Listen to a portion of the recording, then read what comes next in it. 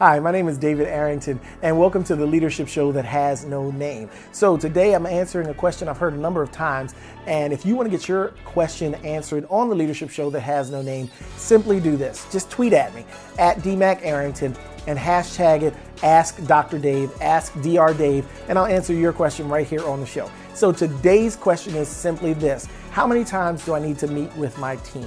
Well, you're not going to like the first part of this because it depends. It really depends on how your team is designed, who's on your team, where they're located, because all of these are going to play a factor into the number of times you meet.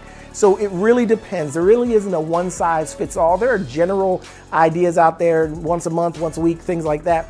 But don't get caught up on the number of times you meet. Here's the second point. You need to focus on the results you're trying to achieve. So if you know what you're trying to achieve, you might be able to get away with meeting once a month and everybody understands what they're doing and everybody stays on task. There are going to be other teams, and depending on how senior or junior or how long people have been in their roles, you may need to meet with them once a week to make sure they stay on task and that things are moving forward.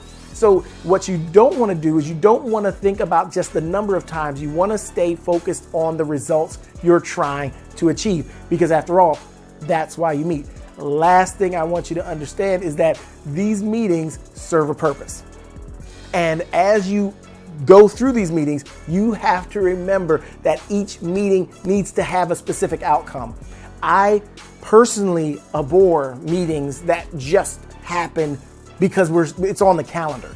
Don't have a meeting if you don't have outcomes that need to be achieved. Don't have a meeting and waste everybody's time if you're just going through the motions because we need to have a meeting. What that ends up doing is it ends up lessening people's desire to go to meetings. It ends up lessening their buy-in to accomplishing the end goals. It just does a lot of bad things that you don't really need to get into. So what I'm going to tell you is simply this: you've got to stay focused on the goal. That was number 3. You can have more meetings, but you really just need to be focused on the results you're looking to get. And finally, it's going to depend. How many meetings you have depends on what you're trying to accomplish and how your team is put together. So if you want to get your question answered on the Leadership Show that has no name, simply tweet at me, at DMacArrington, hashtag Ask Dr. Dave, Ask Dr. Dave, and I'll answer your question right here on this show. So until next time, make today count.